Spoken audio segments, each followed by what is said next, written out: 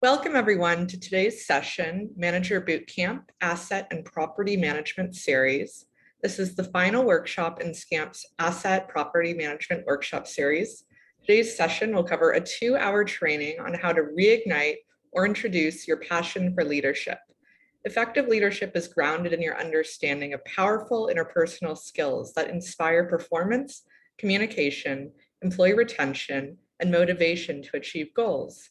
This session will cover communication tips, how to provide support and encouragement for your team, how to offer sincere feedback, delegate meaningful work, reduce negative attitudes and behaviors, and address the importance of connecting the dots between management and leadership. Since top-performing managers always have a knack for forging connections and building relationships, we'll explore how to cultivate these skills. And with that, we're proud to present this series in partnership with today's speaker, Angel Rogers from National Core.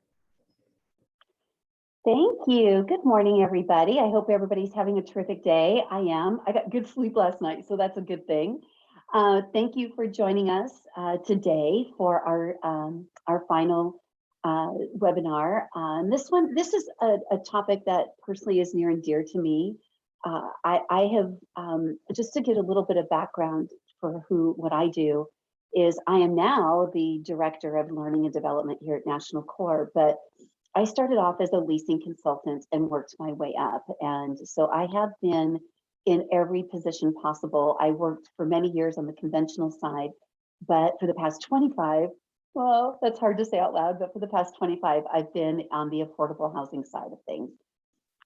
And this is really where I sharpened all of my management skills and all of my leadership skills. And honestly, for many years as an on-site manager, I really believed I was managing this asset and managing my people. And it wasn't until, I'm going to say maybe 4 years into being the manager at the largest asset at this company, that my team actually presented me with a plaque saying, "Thank you for your leadership." And I'd never thought of myself as being the leader until that particular moment. That was probably about maybe 18, 19 years ago. And so it really started me thinking about, how do I take what I've learned as a manager, and clearly that I'm a leader, how do I take that and connect all the dots between everything that we do? So that's probably when I became so passionate about training and development, is when I was presented by a non-sanctioned award from my team members saying they appreciated my leadership skills. And that really, like I said, made me step back and say, okay, I'm doing something right here, and how can I share that? Because I didn't even realize it. So with that, I'm going to go ahead and I'm going to minimize this so that I can see everything and say welcome to Connecting the Dots Between Attitude and Leadership. So I think that the past year and a half, I think all of us have probably had to step back and say, yay, we have jobs to go to. And then other days we say, oh my goodness, I have a job to go to. It's been a very interesting time.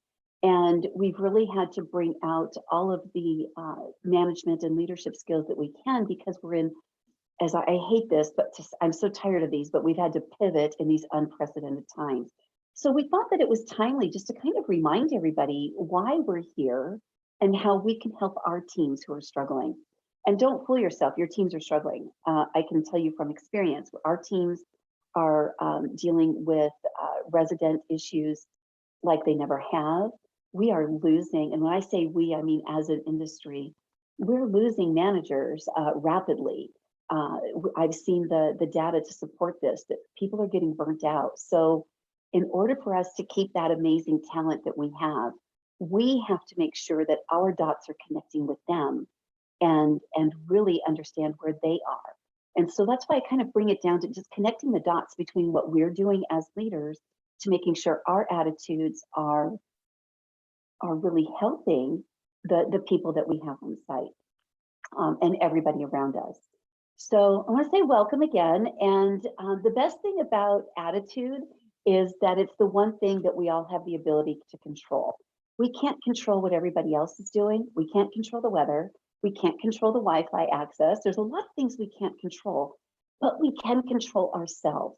And I think that's probably one of the the most important statements I'm going to make today is that we get to control it. It is a choice. Your attitude is a choice. And I love that statement because it really tells us, and for me, you get to choose every day how you wake up. You get to choose how you're going to present yourself to your team and to your residents and to everybody around you.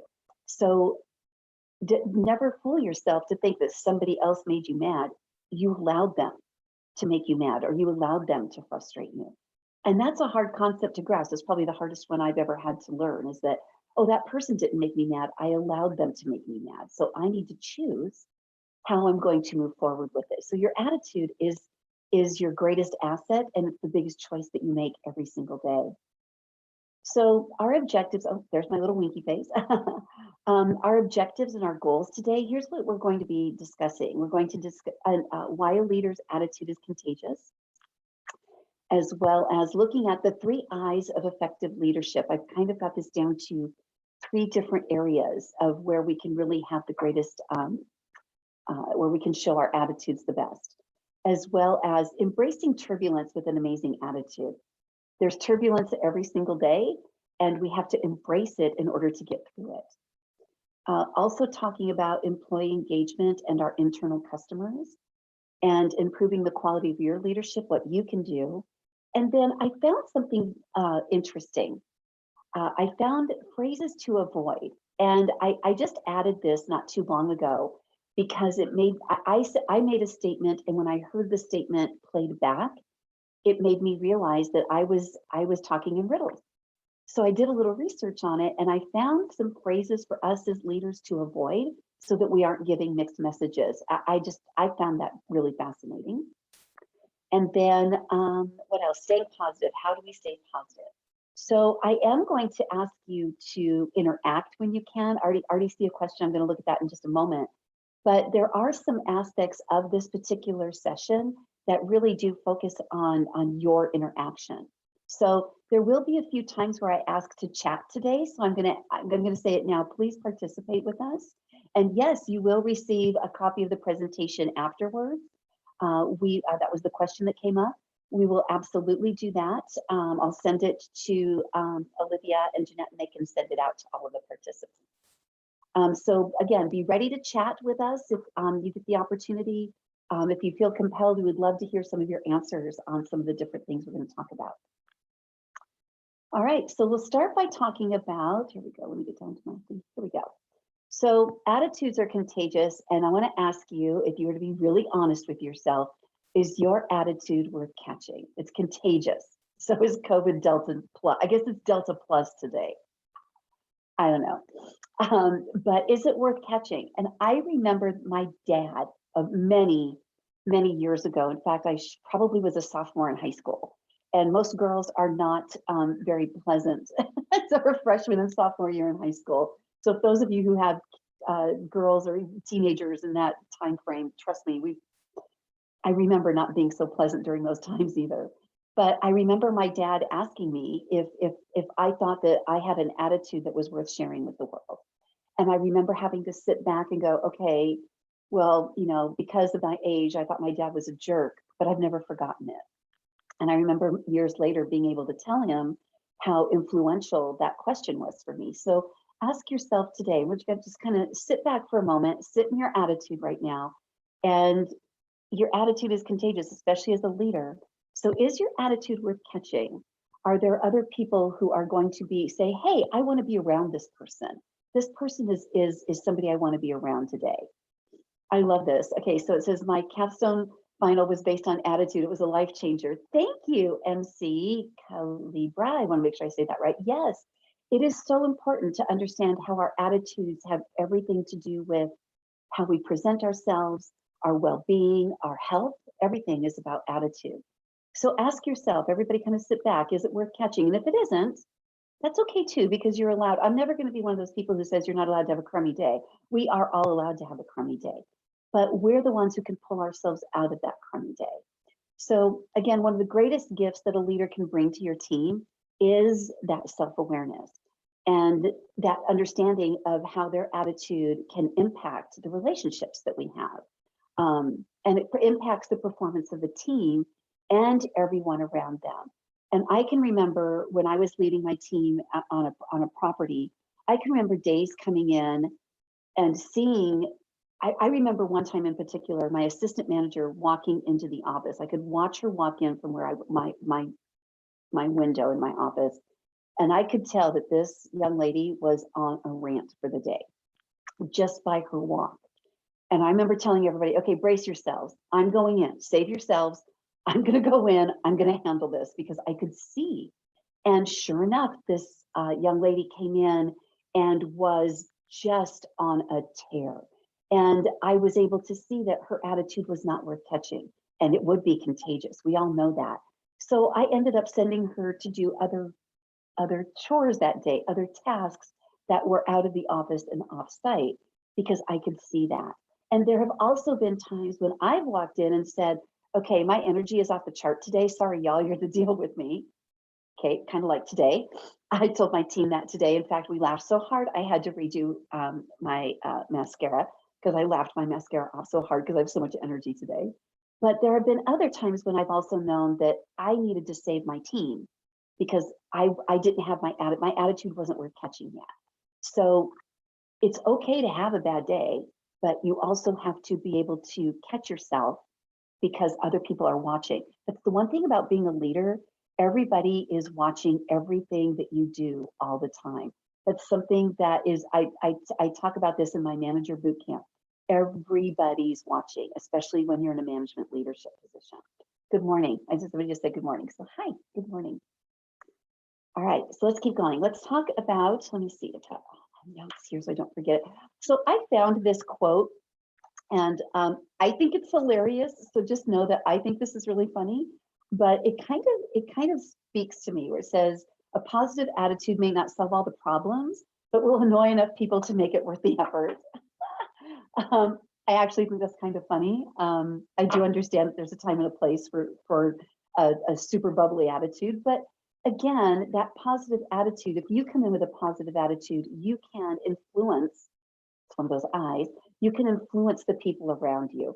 Of course, you don't want to annoy people, but sometimes we just end up doing that, and that might not be horrible either. I just thought this was super cute. All right, so when we talk about these attitudes, attitude really is a hidden ingredient in your company culture. And it really sometimes can be impossible to measure that company culture based on attitudes, or your attitudes might be hard to measure. And so the impact of the attitude is hard to measure, is what I'm trying to say. And again, that positive attitude is going to have an impact on the productivity, the quality, your service, especially your customer service, innovation, and the emotional bond that customers feel with your company. So, I mean, this is certainly not a class on reputation management, but I want you to think about that if you have a great attitude towards your residents, regardless of what's happening, then that can help with the reputation management and helps to build that trust, if you will, with the people who are most likely to have interaction with us. So that attitude has a lot to do with everything that we're doing. Okay, let me go into chat. Perfect. Sometimes a bubbly attitude can help someone who may not share what they are going through that day. Also, it sets the tone. I could not agree with you more.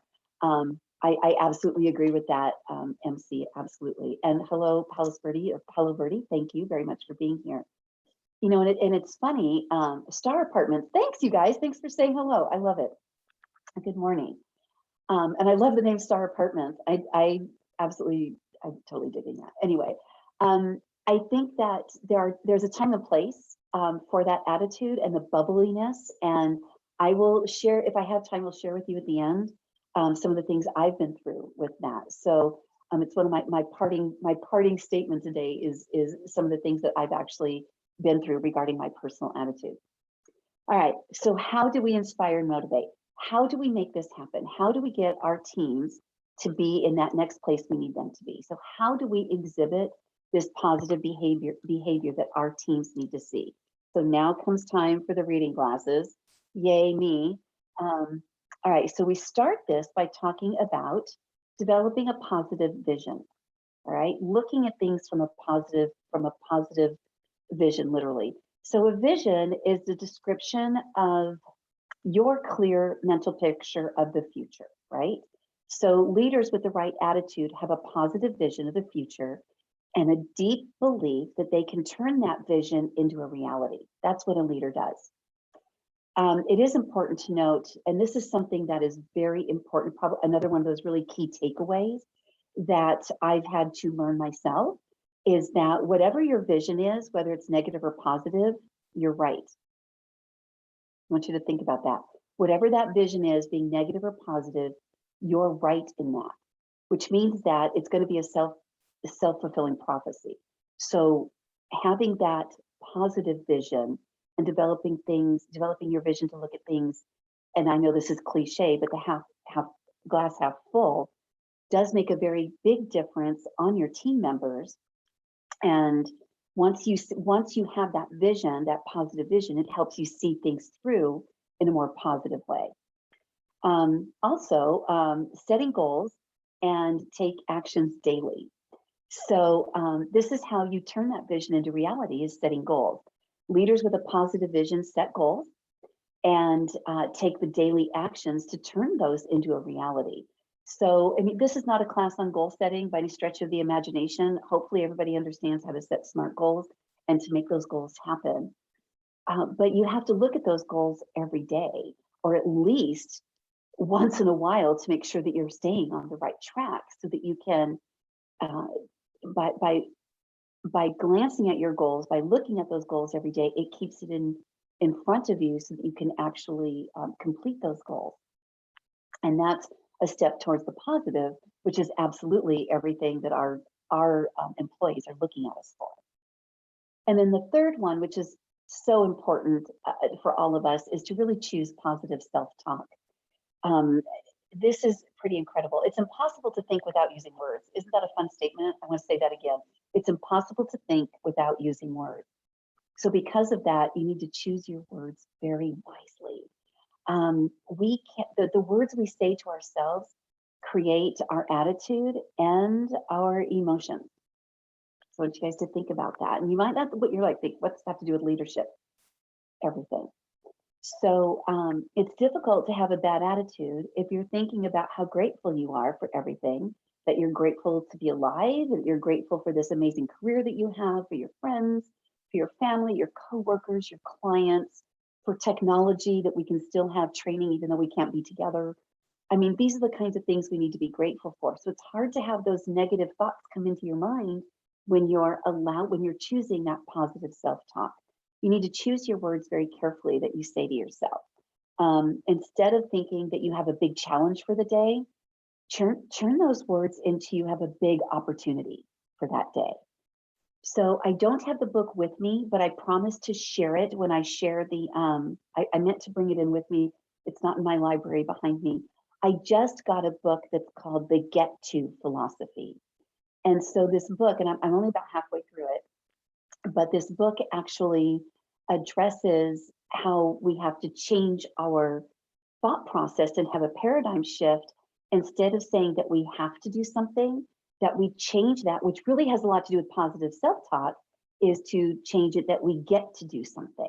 So I'll give you an example of this before I go in, because this book has really, even the introduction to this book actually changed some of my thinking. Especially about something, the worst chore that I have at home is laundry. All right, so there's only 2 people in my house and we're both grown-ups, and I still hate to do the laundry for some reason. This has just been one of those chores that has never been one of my favorite things to do. So instead now of saying I have to do the laundry, I'm going to start saying I get to do the laundry, because there are people in this world, there are people in this country who do not have access to a washing machine or a dryer. There are people in this world who do not have access to clean water to wash their clothes. And so I need to be grateful that I have my own washer and dryer, and that I have the privilege of having clean clothes. That might be a stretch, but wow, talk about changing your shift in thinking and just having that positive self-talk. It actually worked this week already when I said I have to make dinner. I'm like, no, I get to make dinner. I get to go to my refrigerator and pull fresh food and vegetables out of my refrigerator and prepare them. And it changed my whole attitude towards dinner. So I promise to share the book with you because, like I said, just in the introduction, um, this is the book I chose for our company book club, and I'm already so inspired by it. I can't stand it. All right, let me check my chat here, see what everybody's saying. Oh yeah, isn't that great? Yes, yes, that's fantastic. Thank you guys for sharing that.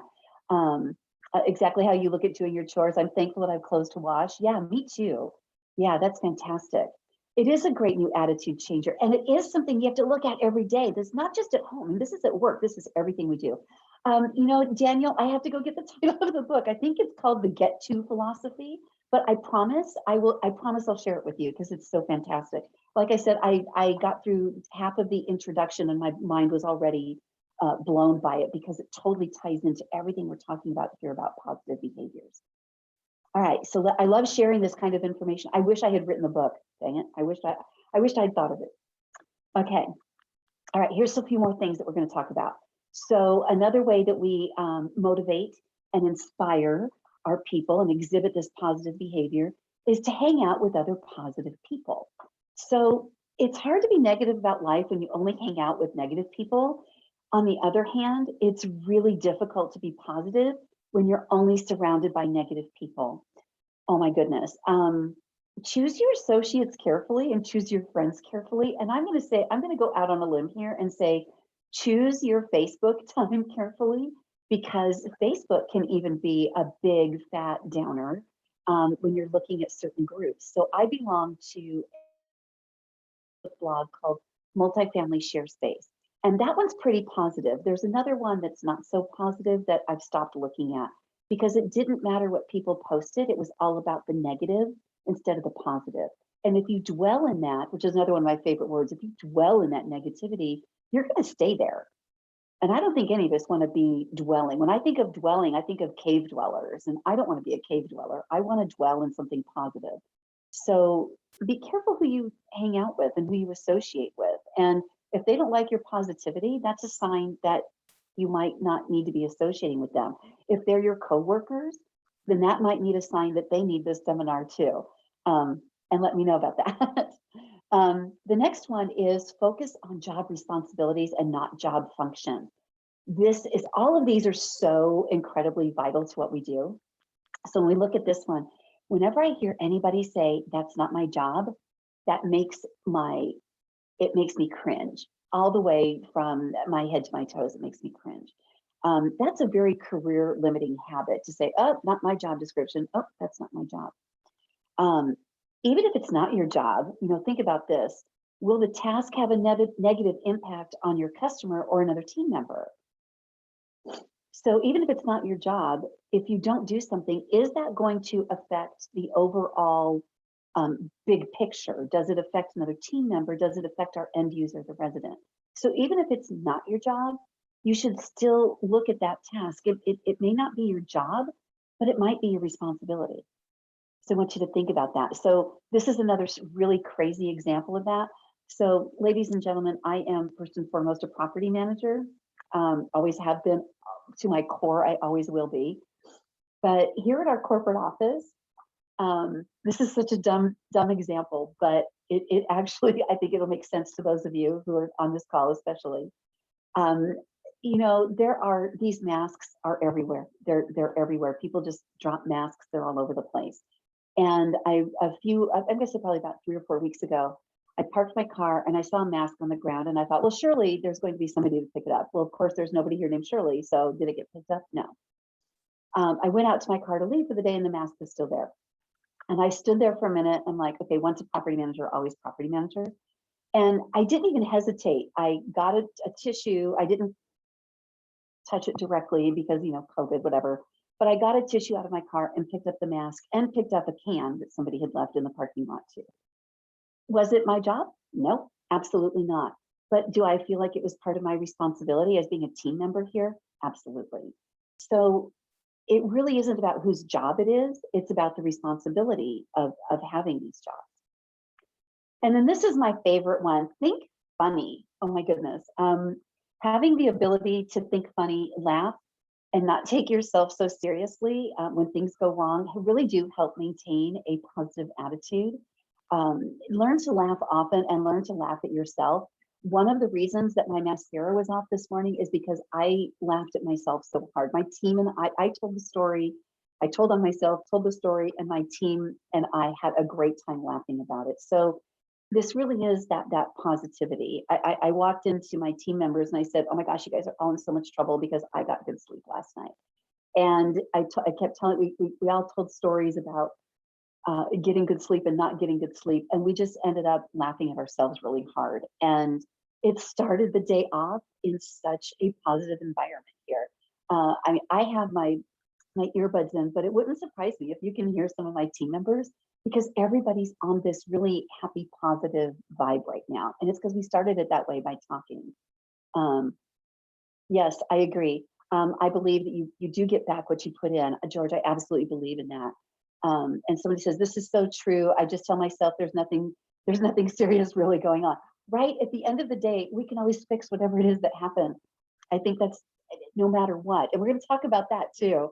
So good insight there. All right, a few more. Let's see, where am I? Over here. Another way that we inspire and motivate, do what you love. And when you love what you do, they always say when you love what you do, that you never have to get a job and you never work a day in your life. I am the perfect example of that. I absolutely love what I do. Developing people, training, this is my jam. This is what I love to do. And COVID didn't even get in the way of that. We all learned how to do webinars really well and still get the message across and still be enthusiastic. When it comes back to time for live training, we're gonna have so much fun together. But we were still able to do this. And I don't feel like I have a job. I feel like I get to come to work every day because of what I do. You have to have a passion for what you do. And something I tell all of my new hires, I do the new hire, all the onboarding here at National Core. And I'm probably one of the few people who would say this during onboarding, but I tell them, hey, property management isn't for everybody. And working for a nonprofit isn't for everybody. And affordable housing isn't for everybody. So if you don't love it, it's okay. Just tell us and transition out. We're not going to be mad at you. In fact, we would rather have you leave and not be that negative Nancy than to stay here and spread that. And I think that's it's a big impact on our new hires because I want them to know that from the beginning that this isn't always easy. And you have to be able to come to this every day with the right attitude or this won't work. And to love your career and to be passionate about it.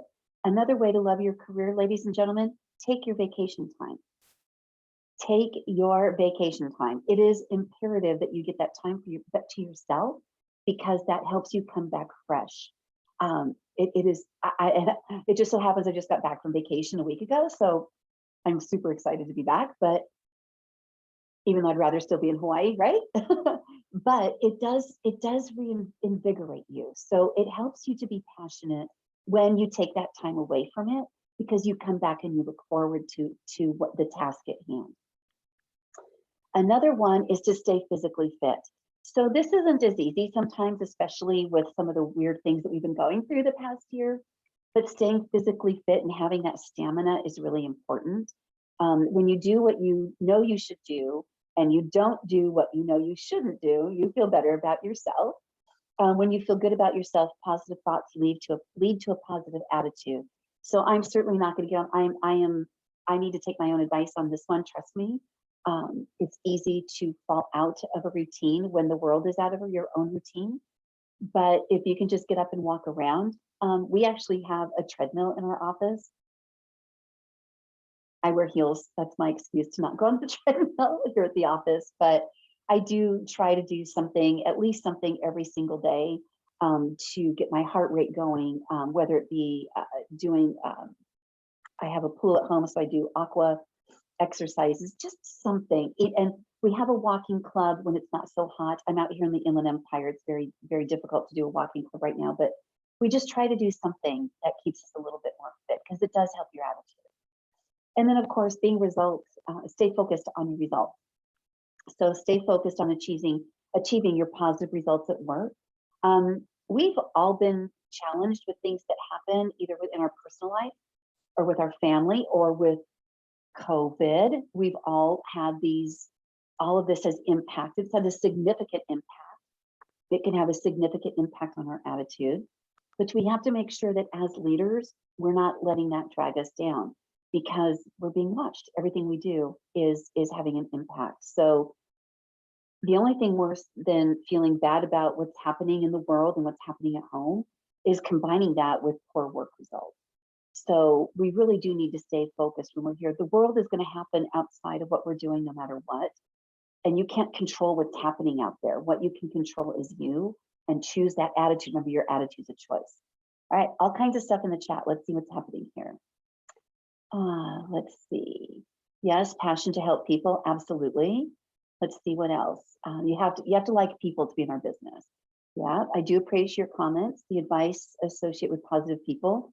I think it's important to note that how a positive attitude is exhibited may be different for different people. I agree. Respect how a positive attitude is expressed in diverse cultures by diverse people. I'm sure you know that some are challenges, yes, in broadening who you are and who you hire, becoming comfortable with diverse people. I absolutely agree. I know I can be overwhelming. Trust me, I've had people, not what I do well. But in fact, our CFO said, but that's your shtick. That's part of your job, which I think is really cute. But I do agree with you on that. Yes, D to do that. Yes, take your vacation, Sandra, take it. Yes, we agree. Yes, the pandemic has really made trying to get vendors to come out and make repairs has been frustrating. Absolutely. We're human. We need to help. Our higher up needs to support us through any issue and not make it worse. Cannot agree more. That's why we're having this discussion today, is because we all need to have that help. Absolutely. Thank you, everybody, for all of your input. I'm loving this. I love it. All right. So the last one that we talk about, how do we exhibit positive behavior? How do we inspire and motivate? They save the most important one for last, is to listen to others. I know that sometimes people just need to talk, and I know sometimes people just need to vent or rant or whatever you want to call it. As the leader, it is important to listen. It's important to observe so that you can see the morale of your team. If things aren't going well as the leader, you should be able to find out why. You should be able to pinpoint it. Things aren't going well.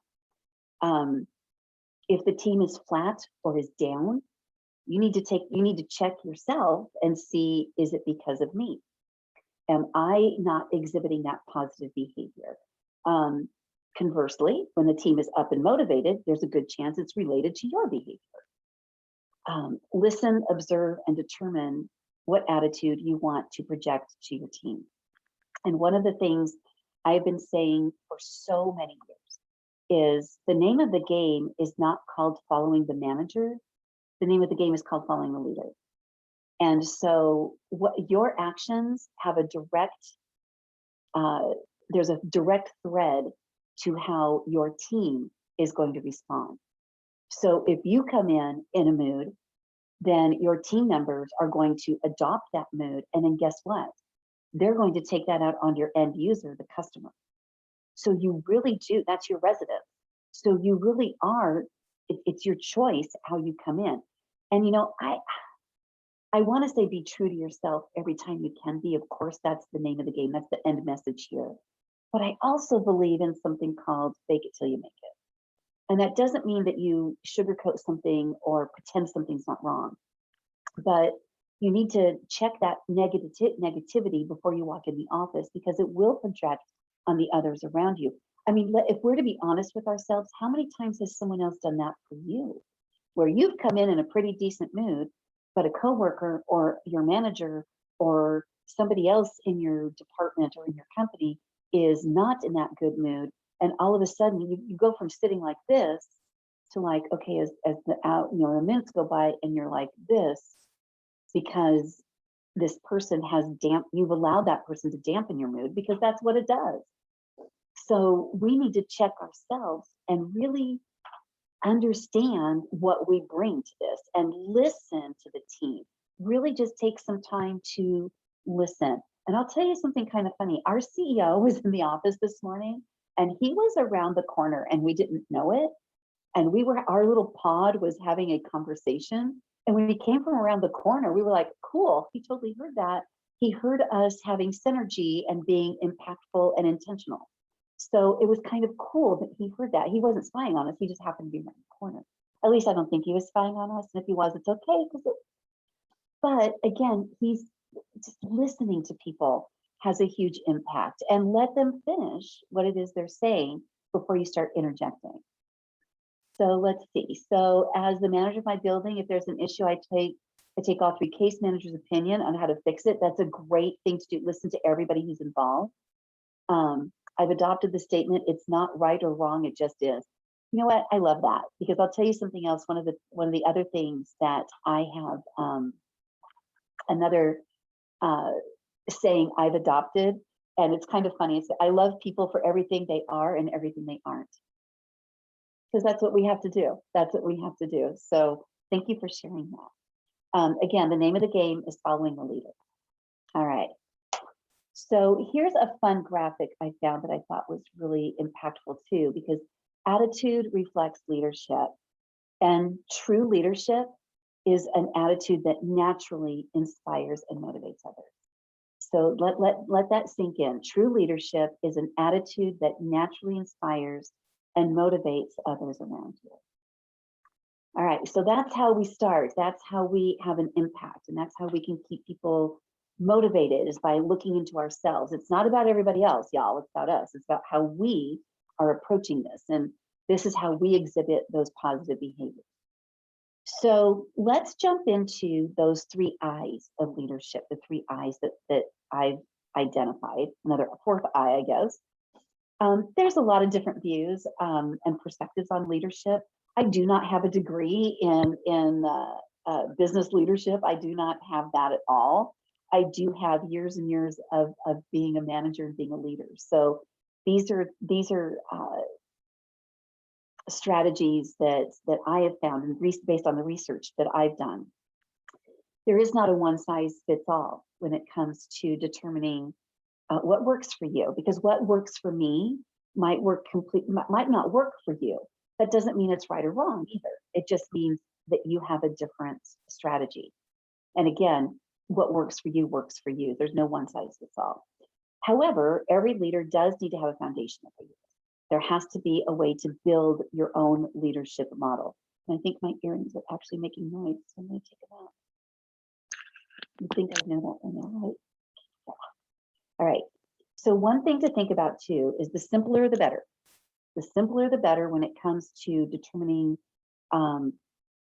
your leadership model. So let's look into it. Here's the 3 I's of leadership. So we have intention, influence, and impact. Those are the 3 words that we're going to, this is a 3-part strategy that I want to review with you.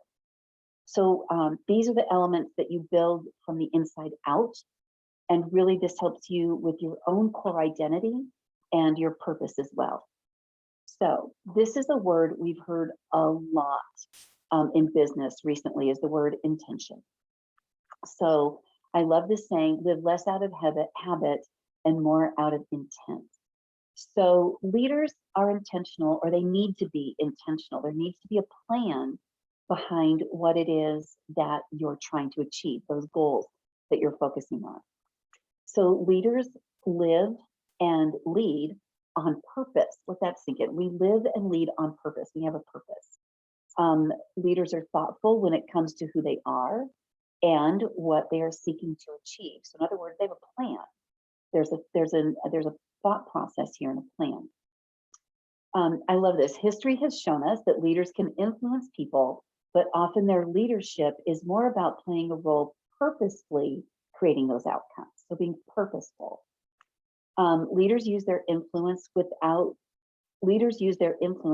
thoughtful intention. If you want to be an effective leader, being intentional in all aspects of your leadership will serve you well. So what this has been, like I said, in our organization, doing things with intention has become a huge focus for us, because we don't want to do something for the sake of just doing it. We want to have a purpose behind it. So, and we came to this conclusion. We conducted a survey, and then we got the survey results, and it was like, okay, so what are we doing with this? What was the intent of the survey? What are we doing with the results that we received? Are we going to change something about our culture? Are we going to change how we, processes, things like that? So we really have to dig into why we would do that survey and then not do anything with the results. So living with intention as a leader is the first I in this very simple formula. The next one is influence. So leadership is about influence, and the essence of influence is being a person that people want to follow. Again, the game is called following the leader. It means engaging people behind a cause, or your mission, your vision, the purpose and values that your company has and that you bring to the table. Influence is the outcome of being authentic. Authentic, that's another big buzzword right now, is being you and being authentic. As a leader, being an authentic leader is vital. So I will tell you that, again, using this morning as an example, being able to just be me and laugh at myself with my colleagues showed that authenticity. It showed that I don't think I'm here with them. Even though my title is the leader, I'm with them on so many things. That's who I am authentically. This allows you to build those deep levels of trust with people, and that draws people to you as a leader. You want to engage people and work with people who also commit to being part of this team and understanding your plan and vision. And they're not going to do that if they don't feel influenced by you. So I really want to reiterate the being authentic. So being you and being yourself and being the best you that you can be every day is what really engages you as having influence and being that great leader. Don't see any chats on that one right now, so I'm going to keep going. All right. And then the last I is for impact. So leadership is all about impact, not action. So I want to let that, it's about impact. So leaders are acutely focused on their desired impact. This is beyond goals and objectives. Impact equates to creating something long lasting. So it's not just getting something done right now, it's about seeing something all the way through. True leaders are focused on organizational, community, and global legacy. So we're looking at what we can leave behind. That's what the impact is. So this became really important to me, is what's the impact. So we're embarking on a few things here at our company. And one of the statements I found myself making is, this is where I want to leave my DNA. This is where I want me to have the most impact. And so by understanding that, I realized that it's not just getting through the day, it's about doing something that's going to last. So it's not what we do today has a direct impact on everything that's going to be happening as we continue and as the company continues long after I'm gone. So it's leaving that DNA that's so important. All right, so those are the 3 I's. Do I see anybody with chat? No, we got one. Okay, that's what I say to my residents. That is our home and our pride. Absolutely, absolutely, I agree with that. All right, so leadership is a choice. Oh, isn't that funny? So is attitude. Aha, see those dots connecting? See how that works? So ask yourselves a few things. Will you be, put on my glasses just to see this. All right, so think about this as you move forward. Will you be intentional? Think about what intentional means. And will you be able to be intentional in your leadership as you move forward? Are you committed to being the kind of person and leader that people will trust and want to follow? And then what is your why? So I don't know if you've heard of Simon Sinek. I think I'm saying his name right. I hope I'm not butchering it. Simon Sinek, if you have not heard of him, I highly encourage you, after our session today, is to go find the TED Talk. So start with your why. It's a TED Talk by Simon Sinek. So what he does is he start with your why. Why are you doing this? So when's the last time you sat back and thought, why am I doing this job? What am I doing in this job? Why is this job keep calling me? Why am I here? Really, why am I here? So I want you guys to think about that. I want you to sit in that for just a minute. What is your why? What is your why? Why are you doing this? And why do you come back every day? That's probably one of my favorite things to ask. Why do we come back every day? But I really want you to think about this. What is the purpose? Are you being intentional with your why? Are you creating impact and influence? So think about what is your why? And again, highly, highly encourage you to see this, to look, I think you can YouTube it. It's a TED Talk and it's called Start With Why. And it drills down to really ask those questions. Why are you here? But why? And I learned from somebody, we used to have a professional coach, like a coach that would come in, corporate coaching, I guess. I'm not quite sure what his title was. But I remember he would always say, ask the question why 5 times.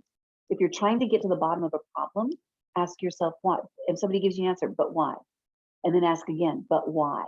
And get to that why. And it can be very impactful for you. I know for me, I ask myself, why am I here? What am I doing here? Why am I here? And I always have to come back to what is my why? And those whys are very personal, by the way. They can be very personal. Oh, I love that. I believe I'm here to listen and try to help, or just be, to be an ear to listen to somebody. I absolutely agree with that, George. Sometimes that's our why.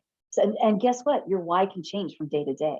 But I think if you really dig deep into why, then you'll get some really deep answers from yourself as well. Oh, I just realized that you have to have intent and then I can determine why. This is amazing. Oh my gosh, you guys, your chat is making me so happy today. Thank you. I kind of feel like we're together live. I mean, we're live, but we're not together, but you guys get it. All right, thank you for all of this chat. I'm absolutely loving it. All right, let's change gears. I want to change gears a little bit, and I want to talk about something that we have to do, which is embracing turbulence. Oh, before I go, there's another chat. This job makes us grow, doesn't it, George? I agree with you. This job teaches us so much more. I actually had somebody ask me what I did for a living, and trying to explain it is very difficult. So I rounded my answer to, you guys will love this. My answer is that I am a rental housing professional, and I'm responsible for the success of 10,000 units and 400 employees development. It's a tough one. It's tough to try to answer what we do for a living, isn't it? Oh, all kinds of stuff in the chat. Agree. Yeah, love it. I agree.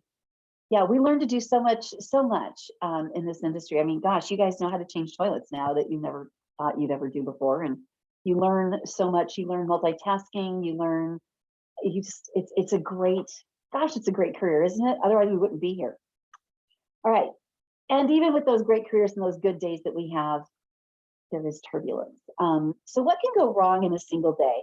I want you guys to tell me, put in the chat, what can go wrong in any given single day? Just start rapid fire. What can go wrong? Tell me what can go wrong in your day.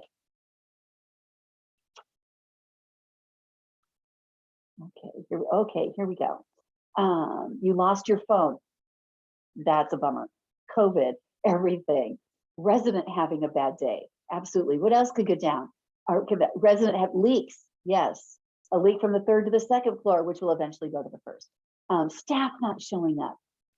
Tenant mental health crisis. Oh my gosh, I love you guys right now. Everything. Working at home, issues with Wi-Fi, fires. Oh, I'm so sorry about that. Neighborhood complaints on parking, residents passing away. Marina? I'm sorry, that's awful. Power outages, overfilled trash bins, right? Oh my gosh, that's one of those questions I have for St. Peter when I get to heaven is, why does everybody think that's okay? Lost keys, intruders to the building, maintenance not showing up, right? Oh my gosh, do you even have maintenance people right now? Residents assaulting others. Why is that on the rise? We're seeing that too. LAPD or LAFD showing up. Alarm goes on at 5 a.m. Loud noises from neighbors. Yeah, reporting elevator not working, sprinkler went off. The property, drug dealing in the property, and the homeless trashing and littering. Resident pulled the alarm. Oh my gosh, you guys, right? Right? Oh my gosh. So tell me about it, right? And I'm gonna say something that's gonna make you want to crunch up a piece of paper and throw it at the screen at me. But guess what? Sounds like a normal day, right? Nuisance guests, someone's using your parking place. Yes, all of these. Doesn't it sound like just a normal, regular day in property management and rental housing? It kind of is. So then why do we think of turbulence? I'm going to go ahead and get out of chat for now. Why do we think of turbulence as being so extraordinary when we know it's going to happen? Yeah, and it's just 9 a.m. I love that, Sandra. All of this happened before 9 a.m. Yes, yes. Welcome to our world. On a Monday, Rita. Yes, exactly, exactly. So why? So let me ask that question again. If we know that this is part of the DNA of this job, why do we think of it as turbulence? Why do we think when something happens is extraordinary? We need to kind of think about that. Maybe a better question is to ask how many things go right in a day. Let's go there for a second. Sometimes if you achieve just one success during the day, you count your blessings, call it an outstanding day, it's a win. It goes in the W column, right? Problems are the norm. They absolutely are. So we need to embrace that and understand that problems are the norm. And here's why. Let me show you why. If you're a manager, then problems are job security. Think about it. If there aren't problems in business, then we wouldn't need management. Think about, talk about shifting our mindset on this. That's what we're here to do. Lucky for us that there are problems for us to solve. So now, on top of everything else you do, you become an expert problem solver. That's what you do. As a manager, as a leader, this is what we're doing. So it's kind of lucky for us that we have problems. Otherwise, we wouldn't need it. And let's just be honest, how bored would you be? And I know everybody would like one day of boredom. I get it. But think about it. How bored would you be if you didn't have anything to do? Let me check the chat here. Yeah, it's a great, I'm trying to, that's perfect. Thank you, Donna. Yeah, I'm reframing this. It's job security. And if we look at what went right in the day, and if you have one right thing, and if you have more than one, you're doing amazing. But one right goes in that W column, and your day is good. Your day is good. Ever just think about that. Your day is good if you have one win, right? So give yourself some grace and allow it to have one win. So but then our bosses come down on us for a mistake, then they should help. I agree with that. So have your bosses come take this class with us. Your leadership. Something that went right, somebody moving in. Yes, moving someone in is a good thing. That's a win. We need to embrace and celebrate those wins. Absolutely. So it's a great time to reframe this. That's what this class is about, is connecting the dots between attitude and leadership. So I can tell that dots are connecting in the chats. I absolutely love this. Oh, I love this. I hope I say this right, Maylin. The best part of the job is you get paid for making other people's lives easier and happier. No kidding. You know what one of my favorite things is? I'm going to digress for a moment. One of my favorite things when I was on site as a manager, when I got to call people off the waiting list and they had been on that list for 3 or 4 years or maybe even longer. And not only did I get to call them off the list, but then have them come in and get that file approved, and calling them to let them know that they now are going to have decent, safe, affordable housing. Mind blown. How that makes us all feel is amazing. So thank you for that share. I think it was Megan. Thank you. All right, so let's look at this. What is the stuff that we can control? What's the stuff that we can control? This is what we need to be taking a look at. So we start with, again, are you ready for these days that we have? Your attitude, remember, it's a choice. You can control it. So one of the hardest lessons I've ever learned, and I'm still learning, by the way, is when something upsets me or somebody says something to upset me, I need to reframe it. Instead of saying, oh my gosh, Alan, you made me so mad. I have to reframe it in my mind to say, I allowed this person to make me mad. Instead, because they didn't make, who has that kind of control over you that they can make you mad? No, we have to take a step back a little bit and say, okay, I'm allowing this person's actions to upset me. This is a lifelong learning, by the way. I will probably be 90 years old if I make it that far and still learning this. We all are still learning this. So it is about choosing our attitude every single day and what we can control. We can control how we respond to the people who are causing the turbulence. That's what we can control. Here's another concept. We should be ready for it. We should be ready for it. We know it. We know that elevators are going to go out. We know that there's going to be the PD on site sometimes. We know this stuff is going to happen. What's amazing is how we just get shocked by it each time. So we need to have the anticipation for it, and we need to be ready. We need to have a readiness for it. So one of the things that I think we've all probably said in our careers, well, if we could just get through this, we'll be just fine. So how many times in the past 20 months, however many, I've lost track, however many months it is, have we also, if we just get through COVID, everything will be fine. Well, we said that, and then we had the resurgence, and then we had the Delta. Now it's the Delta Plus. Next it'll be the Gamma, then the Lambda, then the Epsilon, all that. It's going to happen. So we need it, that the mindset of saying, well, if we just get through this, it'll be fine, doesn't really work for us, because the reward for getting over the hill is the opportunity to climb another hill. I'm just going to let that sink in for a minute. That's your reward for getting through one thing, is now you're like, yay, you celebrate, and you turn around and there's another hill to climb. That's management, and that's leadership. There's always going to be a this to get through. There always will be, no matter what, whether it be rent increases or utilities or EIV, whatever, EIVs, all of that stuff. There's always going to be something that we have to get through. So I want you to think about that. This is the nature of problem solving, really, is whether you solve, whatever you solve today may lead you to create an opportunity to create the next problem on your plate. So what happens is complacency lets down your guard. Now, can we all relate to that? We're, and I don't want to be political about COVID in any way, stretch, or form, because I was all for not wearing a mask. Trust me. But we got a little complacent, and now we're seeing surges again. Predictive, proactive realism always will keep you sharp. So when we think about it, the turbulence that we're embracing, this is why we embrace the turbulence. So I'm going to go into the chat before I go to the next slide. I see we've got 4 people chatting. Oh yeah, and then abusive situations are never very much fun to deal with. We also have to remember to not take it personally. And then also patience, yes. If helping people is not in your DNA and money is what keeps you going, then property management is not the right place for you. We need to have that stitched on a pillow so that we can all have that in our homes, right? That's very true. We just need to listen to everyone's feelings, so we can advise. Exactly. And remember that when you're listening to people, they're right. They believe that they are right in their mind. They are right. So our job is not to tell them they're wrong. Our job is to help them understand that there's another solution.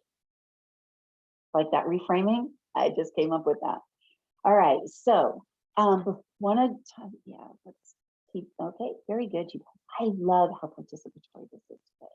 I'm so happy. All right, so what we want to do is we want to embrace the turbulence before it becomes turmoil. Okay, so that's the thing. So let's think about a couple of things here.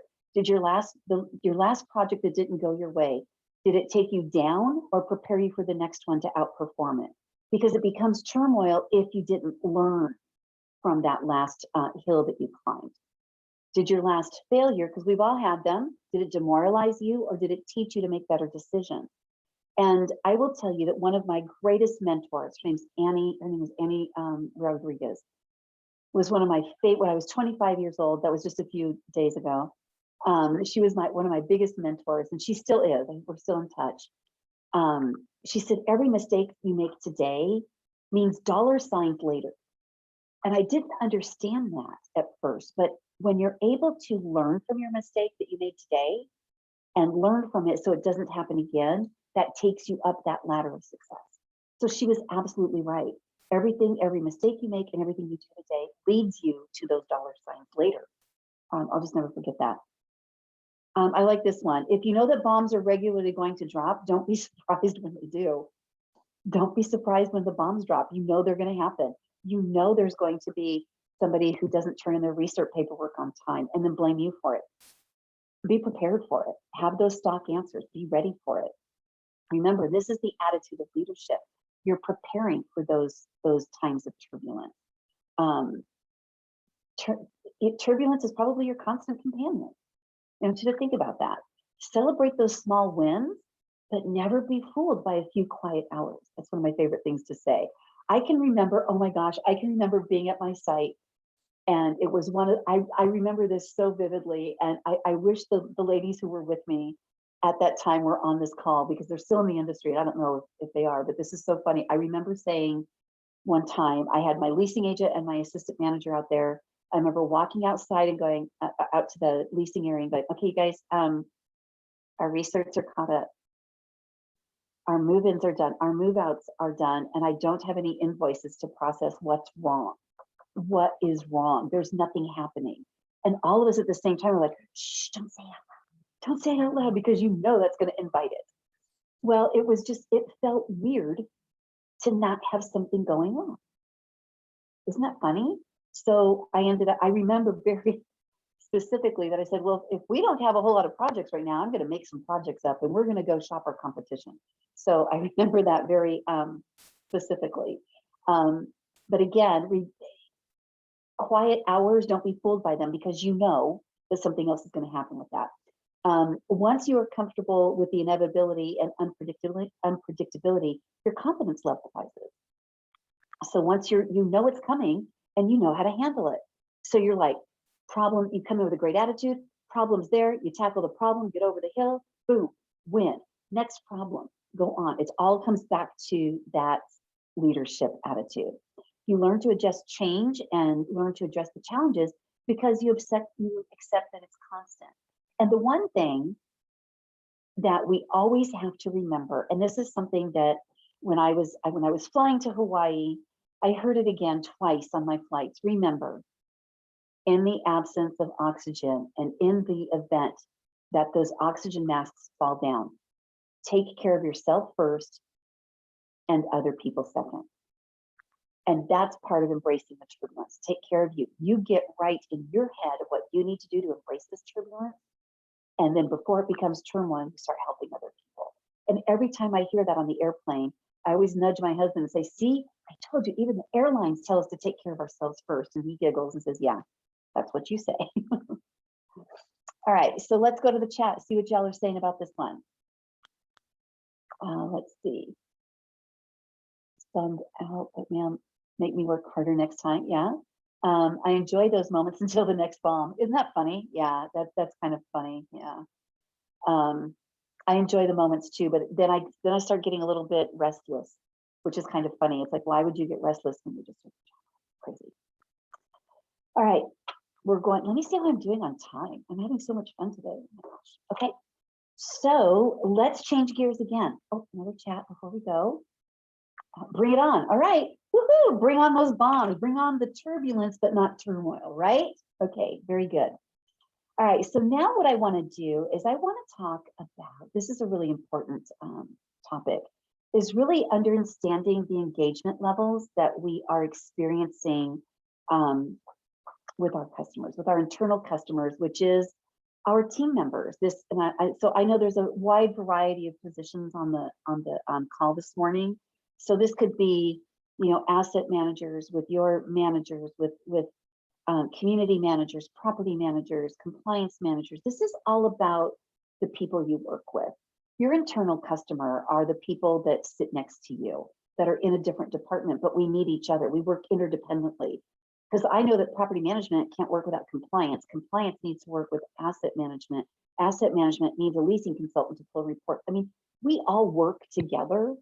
And if we're not engaged, then if we're not engaged with what we're doing, it absolutely takes a mark on the team as far as keeping those levels of positivity up and connecting your dots as a leader. So this is some really simple math I want to share with you. Happy employees equals happy customers equals successful company. And level of happiness is going to be different amongst different people. I really want us to think about this. Happy employees make happy customers, successful company. It's a pretty simple math problem. Not even a problem, it's an equation. So we need to do what we need to do to have engaged, happy employees. And for the managers on this means that like your service technicians or your leasing or your assistant managers, for asset managers and regional managers, this means your managers. It doesn't mean that everybody, yes, George, 100. It doesn't mean that everybody has to be walking around in fields of lavender and Pollyanna all day. I'm certainly not suggesting anything like that. But if you're not happy at your job, who knows it? I'm going to open up that chat. Tell me, if you're not happy at your job, who knows it? I'm going to take a sip of water while y'all are telling me. Who knows it?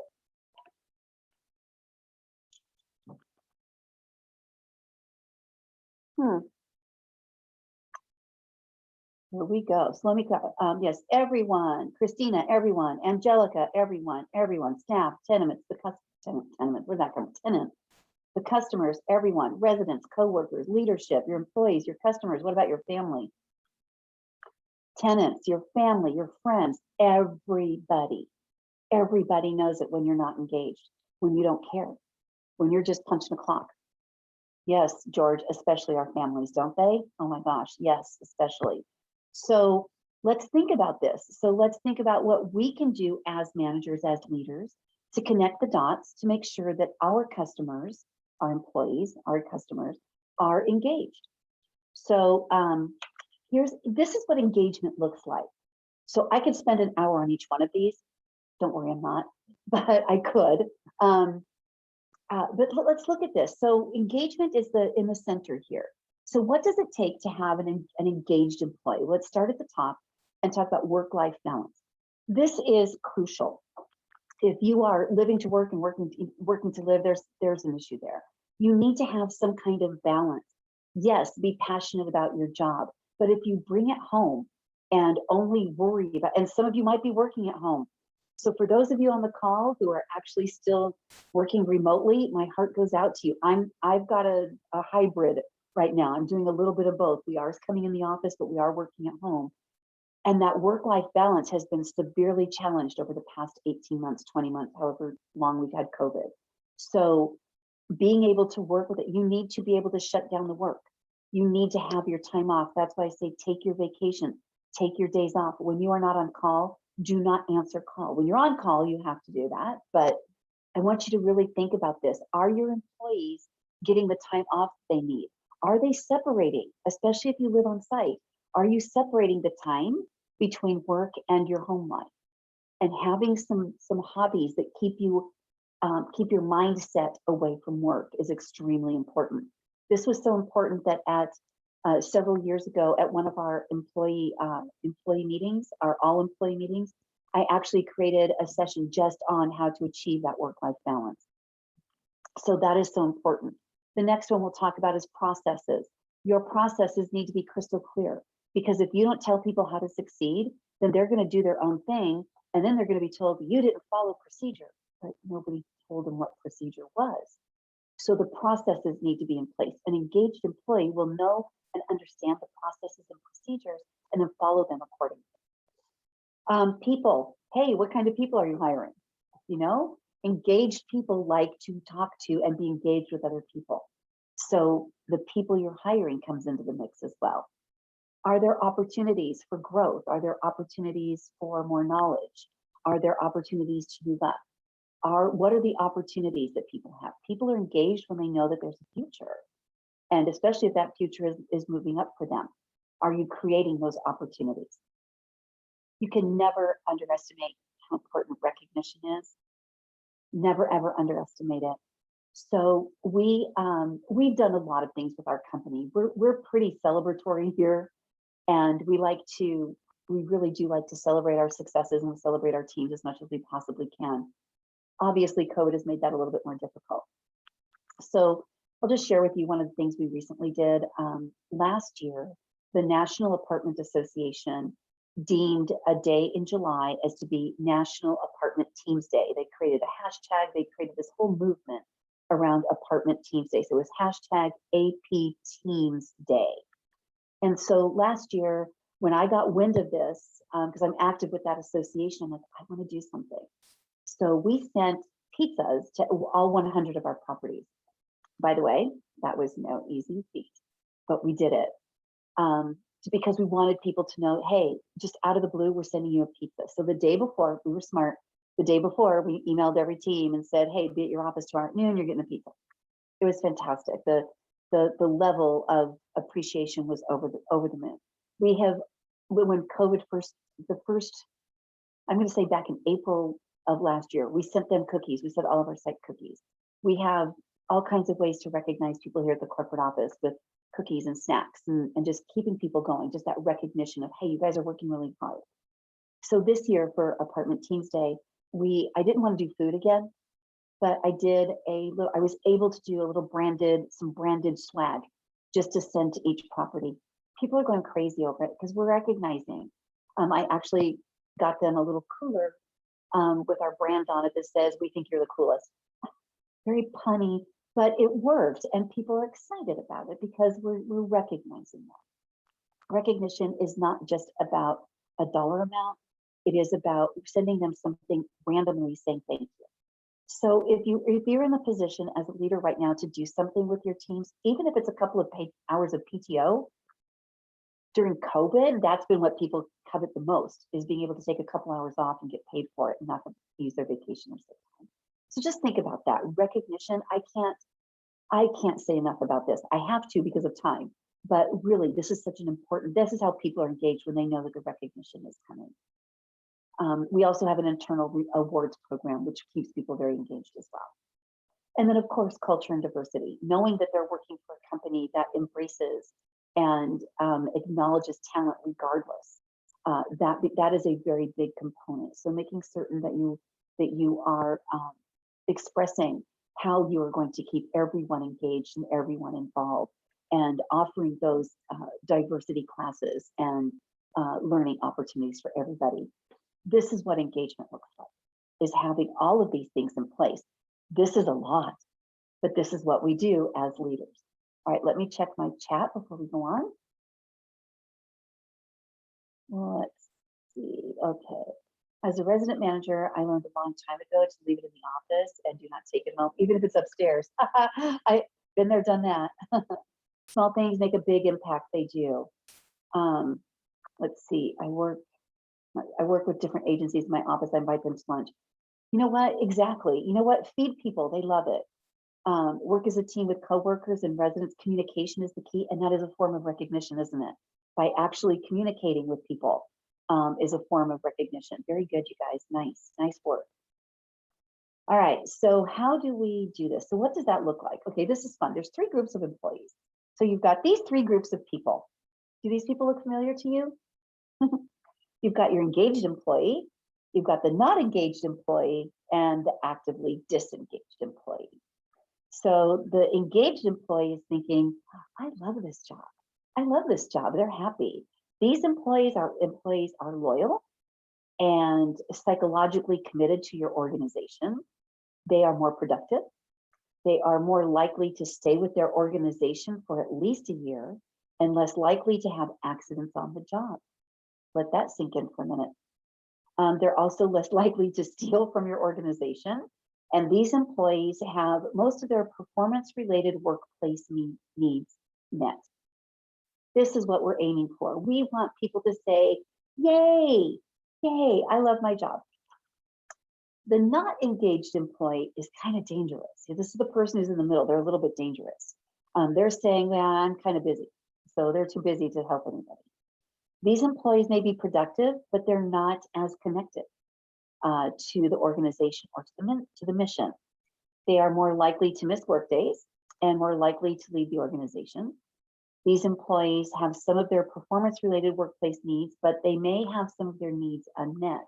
This is why, as leaders and managers, we need to listen to dialogue. We need to listen to what's happening around us, because our positive attitude might not be rubbing off on everybody. We might need to dig into it. These are the people who are probably the most dangerous, because they could go either way. Then you've got the actively engaged person. What this person's saying is, will this day ever end? Oh my gosh. Do you really want people to be saying that? I mean, we all probably said it, but I mean, in reality, if this is something somebody is saying every day, then this is challenging. These employees are physically present, but they're absent. They are psychologically absent. They are so unhappy with their work situation and insist on sharing that unhappiness with their colleagues. These are the people who love to tell the rest of the team how awful everything is. These employees have most of their performance-related workplace needs unmet, but a lot of that is on them. That's not necessarily the leader or the manager's decision. They're deciding. So I will tell you something kind of interesting. I'm gonna tell on a colleague here, not really tell on them, but somehow we were in a conference room, and it was after a big meeting, and 4 people were left, and I happened to be one of them. We were having a conversation about the workplace. That happened. And this person said, I just wish the company would have done more for us during COVID. And and I thought, okay, here we go. This person is disengaged and has not been paying attention to everything that has been done over the past year. And it was almost like there was this unspoken connection between the rest of us that were in the room, because each person started saying, well, hey, what about this? What about this? Well, what about when they did this? Hey, don't forget they did this, and then they did this, and then they did this. And between the 3 of us, this person who said, I wish they'd done more, said, wow, I guess you guys are right. I wasn't thinking of it that way. I was comparing it to what my brother's getting at his company. Completely different industry. So it made no sense to compare the two. But it was really interesting how this actively disengaged person, I'm not going to say they became an engaged person that day, but they had a shift in thinking because of the other ones going, well, wait a minute. Don't you remember when they did this? Don't you remember when they brought us buntinis, which are deadly and lovely and yummy all at the same time? And we put one on everybody's desk when they came back to work. I mean, those are the kinds of things that we don't have to do, but we're doing that because we want to recognize what's going on. So it was kind of interesting to see this person do that. The most important thing is, how do we get to having people engaged? Let me check a chat. I've got somebody here. Okay, this is good. What do you say if it's not in their job title? Well, you can say, well, it might not be in your job title, but let's look at the overall big picture of the responsibilities of what we're all trying to achieve here. As a team, we're all trying to, we have the same mission, we have the same values, we have the same goals. So let's, it might not be in your title. Guess what? It's not my title to go pick up the trash out in front of the office, but I'm going to do it because it's part of the responsibility. So I would say, well, it's not in your title, it is part of the big picture. So do you want to be part of the big picture? I think that might be a really great way to get people thinking. Great though, it's a great statement. All right, so how do we get there? So I found something kind of fun. I just added this yesterday because I found this. This is a company that you all are very aware of. These are their core values. This is how they set their culture. So it's build open and honest relationships with communication, doing more with less, see a positive team and family spirit, create fun and a little weirdness. I love that one. Deliver wow through service, be adventurous, creative, and open-minded, be passionate and determined, and pursue growth and learning. This is a company that you're all very familiar with. It's their culture. So thank you, Zappos. This is the culture at Zappos. Now, clearly, this is not affordable housing, you guys. I get that. But wow, they have a whole culture. And what they're saying is, if you get the culture right at your organization, everything else flows. Everything else will follow, and everything else will flow. So if we have this culture of positivity, which all of these are, it really can make a difference.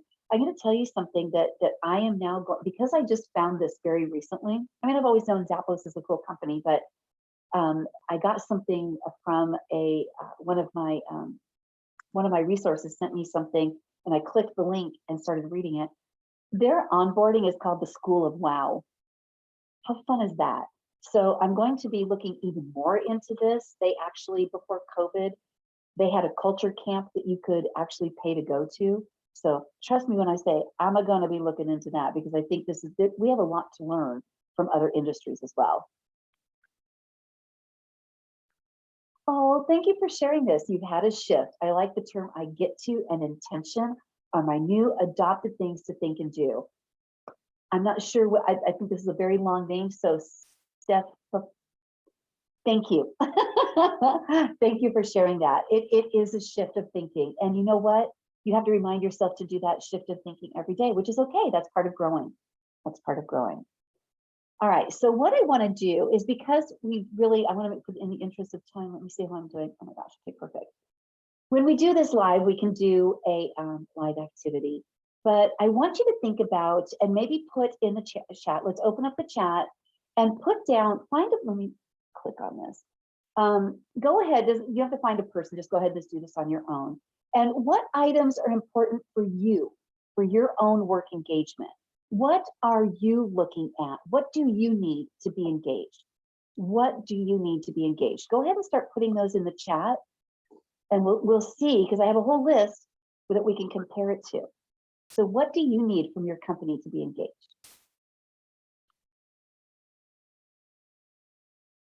Here we go. Okay. Clear direction and purpose, yes. Facts. Facts. Emmanuel, I love this. Our industry is operated with a static mindset, while the reality requires flexibility and fluidity. You know, it's really funny, Emmanuel, I want to share with you that I have another presentation I'm doing on Thursday for another group where we talk about the static. I love that. Anyway, knowing that others heard me, Karen, very good. Being heard, understood by management, support, equality, respect, having a seat at the table. Here's one thing, Christiana, let me tell you about having a seat at the table. It's not just having the seat at the table, it's having a voice while you have that seat. Boom, shakalaka, I had to learn that one. Working towards the same goals. Yep, Christiana gets that. Yep. Okay, I think you guys are onto something here. Clear communication, diversity, equity, inclusion, DEI, buzzwords for right now for a reason. Okay, absolutely. All right, you guys have got great stuff in here. All right, so let me show you. Oh, there's another thing. Oh, communication. Thank you, Diane. Yes, communication. All right, so let me go ahead and close this part out for right now. We said, let's see if those dots connect. Let me show you something. Here's what we found employees' needs are. All right, you guys look for this. This is gonna sound very familiar. I'm gonna show you what employees need and why they need it. All right, they need to know what's expected of them. Huh, really? Purpose, clear purpose, right? Why do they need to know that? Because the focus is then on them. What's expected of me? Okay. They need the right materials and equipment, because that can free them from unnecessary stress. So I want you guys to think about this. Wi-Fi, great software, Zoom, all of the things that we look at. We need to have the right equipment so that we can do our jobs, staying up with technology, the opportunity to do their best. I want you to think about that. And what that means is that you know me. You've taken the time to get to know me if you're giving me the opportunity to do what I do best. I have to tell you that this is one of those in our company that we really focus on. We like to grow our own talent. And because this company gave me the opportunity to do my best, I'm able to share it with everybody. So I can tell you firsthand that that was something I needed and I got it. And here I am. All right, recognition and praise. It doesn't matter where you are, people need to hear it. It helps you see the value of what you're doing. And I actually teach a class for the California Apartment Association. And we have a class on supervisory skills, property management supervisory skills. And there's a whole slide and a whole page dedicated to giving people the recognition and praise at all levels. So I want you guys to think about this for just a second, some more food for thought for you. When's the last time you told your boss they were doing a good job? You just think about it. They need to hear it too. Your CEOs need to hear, you know what you said was really insightful. Thank you for sharing. I mean, don't, don't lie. be sincere about it. But I want you to think about that. If you've seen your leader do something really extraordinary, tell them, because they might not hear it enough. So everybody needs to see their value at every level. Employee needs somebody who cares. Is this sounding familiar? Those dots are connecting. Your employees need the same thing you need. That shows that you care about them. Encouraging development and learning. Okay, that helps us grow to get those opportunities to do our best. Our opinions need to count. Remember, I said a seat at the table, but having a voice at the seat are two different things. That means you hear me. Connection to the company mission. So important to have that connection, because that helps me see my importance as an employee. If I can connect to it, it tells me what I'm doing. Committed to quality work, which helps me feel proud of what I'm doing as an employee. Having a best friend at work. This is important. It helps to build trust. I think we all probably, I have a work BFF, I have several work BFFs. When I was an on-site manager, I also teasingly said I had a work husband, and that was my maintenance supervisor, and he teased that I was his work wife. And it was fun and it was silly, but it gives you that camaraderie, and it does help you build trust because you're working towards a common goal. And then when you succeed at that common goal together, it's celebratory. Yay. We want to talk about progress. Talking about progress helps me show my contribution to the company. The opportunity to grow challenges me. So when you think about this, many of the things that all of you said in the chat are the same things that are on here. So let's see what we said here. Trauma-informed practices. If you need help with that, I actually have a resource for you. So you can email me and I can get you some of that. This is good, George. You tell your boss you appreciate her. That's good. Thank you for doing that, because not everybody does, and that's important. Okay, all right. So whoops. All right. So what we need to do is we need to develop our leadership skills daily. We need to get to getting our employees to be engaged, and that comes through developing our leadership. So what does that mean? Again, there is not a one-size-fits-all leadership strategy. What works for me might not work for you, and what works for you might not work for me. So it is important to develop your own and to take what resonates with you and all of these different development opportunities you have, and work, put together your puzzle that works for you. It takes some reflection and some self-awareness to figure out what your quote exercise regime might be. So, and you might have heard of the expression a born leader. Some people do have a natural ability to get others to follow them, but that does not mean they will always get the best results. So of course you can learn to be a leader. You can even learn to be a great leader, which is what today is all about, is learning some of the strategies to get you to become a great leader. So how are great leaders created is through discipline.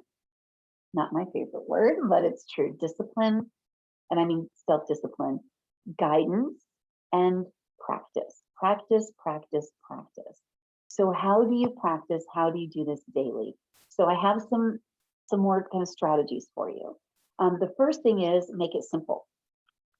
Keep your daily practice limited to 2 or 3 behaviors so they're easy for you to remember. So I don't want you to get a copy of this and try to, don't memorize the whole thing and start implementing it. Take what resonates with you the most and start using that. Keep it simple. Keep it simple to start. My favorite one is make it stretchy. And what I mean by make it stretchy is get out of your comfort zone. There might be some things coming up. We're going to go through a whole bunch of strategies coming up in just a moment, some kind of round robin strategies. And some of these are, some of them might put you out of your comfort zone, but that's how you grow. So you want to stretch it, make it stretchy. That's what helps you grow. And then make it fun. At least one of your leadership practices should be something that you love to do and brings you energy and brings you joy. And I always go back to one of my all-time favorite movies, which is Mary Poppins. And with every element, with everything that needs to be done, with every chore that must be done, an element of fun. And I do believe that it's your inner joy that helps you do things that you don't even like to do. And because once you get through it, you're done, right? That's what gets me through some things. So it really is about joy. Okay, I've got a chat here before we go. I'm absolutely going to agree with you. Being a property manager at heart is very challenging and difficult, but highly rewarding. I wonder why PMs are not called frontliners too by this government when COVID started. Let me tell you something. I have been on a crusade for that to happen. I have actually, just so you guys know, I am not afraid to tell David Muir what I think. I have actually asked our local channels and national channels to look at the effect that the eviction moratoriums are having on owners and managers. So please know that there are some of us out there really trying to get you guys recognized because you are frontliners, you are essentials, and you've been out there every single day. So I'm on your side, and I'm really am trying to get some people to recognize that. The closest I've gotten, by the way, is with KTLA Channel 5. That's the closest I've gotten with somebody recognizing it, and hopefully we'll get a story out of them soon. Wouldn't that be great? We can all have a celebration. We'll have a Zoom celebration when that finally gets out there, right? We'll need all of us to support you. Yeah, exactly. Oh, you're so welcome, man. I feel you guys. I'm not on site anymore, but I feel you. I feel what you guys are going through. All right, so really quickly, I want to go through how we build trust. All right, switching gears a little bit, how we build trust. We are accessible. I'm not going to explain all of these because you guys know what this means. That means be available, be confident in what you're doing, be credible. That's a huge one. Being honest. Be kind, but be honest. That's very important. Being supportive of your team. Being dependable. If you're the one calling in sick all the time, like I said, it's following the leader, not following the manager. They're going to do the same thing. Being consistent. Being open. There's more than, there's more than one, I don't like that saying. More than one way to skin I don't like that saying, but there's more than one way to do things. Being empathetic. Empathy is probably the biggest tool in your toolbox right now. And anybody, if you are a multi-site manager, if you're a regional manager, an asset manager on this call, please listen to what we've been talking about in these chats. Our people on site are really experiencing a lot right now. So have some empathy for them. We're actually having conversations about that here in our company too, because it's so important. And then being appreciative of what everybody does, saying thank you. You get so much more by saying thank you. So make sure you do that. I've got a couple in the chat. Yeah, absolutely. We need, each individual has to ask themselves, how do I want to show up in the world today? I love that because that goes back to choosing your attitude. Absolutely. Show up. Yes, show up. Even if you don't want to, show up. That's what we're supposed to do. Absolutely. I have to tell you guys, and I don't want to get, again, not getting political. I had a lot of energy around Simone Biles. And when she made the announcement that she was not going to participate, and my first reaction was, who paid for you to be there? And oh my gosh, but I had a lot of energy around it. And then I sat in it for a little while and went, okay, she's unable to perform because she has a block. So she's able to step back and do what's best for her. And I recently did something like that in my career. So I had to have a whole reframe about it myself. So again, showing up and how you envision showing up. So that can be a big one too. So I get that. All right, so let's see with the chat, what have we got? It was a good, yes, Christina. See, I'm still learning. It was a good reframing moment for you, and I'm not alone, right? Oh my gosh, I think we all had to think about that one. All right. So I promised you that I would give you what we call the verbal qualifiers. I'm going to jump into that, and then I want to round up by how to think positive and how to get those proven strategies of positivity in your life. Let me see what I'm doing on time. Oh, good, perfect. Okay. So these verbal qualifiers. So I put this in because I found myself saying some of these things, and I decided I needed to sharpen up some of my verbiage. So verbal qualifiers or splitters are phrases that make leaders look weak, as they enable us to avoid taking a verbal stand on something. Remember I said seat at the table and having a voice at that table? Okay. So I want to share with you these 15 common verbal qualifiers. What I want you to do is note the ones that you use or that you consider, or how you consider changing your speech patterns to convey your point more effectively. And the reason I put this in here is because people do judge us, and if we're going to have an attitude of leadership, then we need to be the ones who have a vocabulary of leadership. And again, I put this in here to help me, because here's what I heard somebody say. The building is pretty ugly and a little big for its surroundings. Do you see how that can not be very concise language? It's pretty ugly and little big. So I found myself saying some of these that are on this next list, and I just wanted to share it with you. You will get this, so you can think of it what you will, but for me, it made a lot of sense. So when you say things like, I almost got it, or it's a little unsettling, is it a little unsettling or is it unsettling? You're not being really clear if you say it's sort of or kind of. Remember, this is the terminology we want to be very concise with our leadership and that attitude of leadership. Are you kind of in a good mood, or are you in a good mood? Yes, there's a lot here. Using the word maybe. Just is the one that slapped me in my face. I use the word I just wanted to remind you. I just wanted you to be aware. And I realized I saw myself, I stepped out of myself and read an email that I had created, and I used the word just 3 times. And I had to ask myself, why am I not being stronger about this? Why am I not taking a bigger stance? So I stopped myself, reworked the email, and I feel better about the message, right? Using the word might, they, because they feel this way. Who are they? When you say, well, they, or everyone feels this way, what does that even mean? You're going to lose people's attention, especially people who have that the seat at the big table. You're going to lose their attention if you're going to bat and say, everyone feels this way, or someone told me. These vocabulary words, while they might be okay in conversation, when you're really being a leader, these vocabulary words really come across as being weak. And again, I'm sharing it with you because I saw it myself and wanted to change it. And I've actually been able to do that a little bit. Probably, or as if, that just reminds me of Clueless, but anyway. So these are just some words. Again, I just wanted to share with you because it did help me with some of my communication as a leader. And I feel like my communication has been stronger. All right. Now, let's get into the positivity of all of this.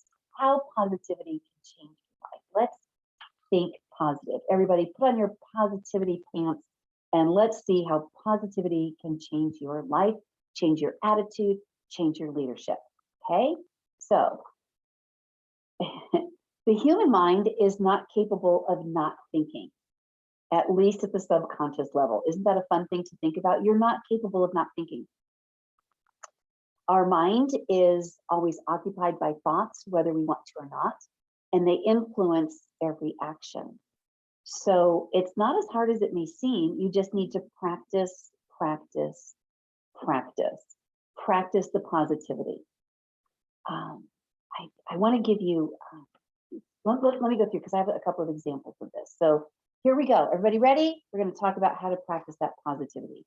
Here are some proven strategies. Learn to substitute every negative thought with a positive one.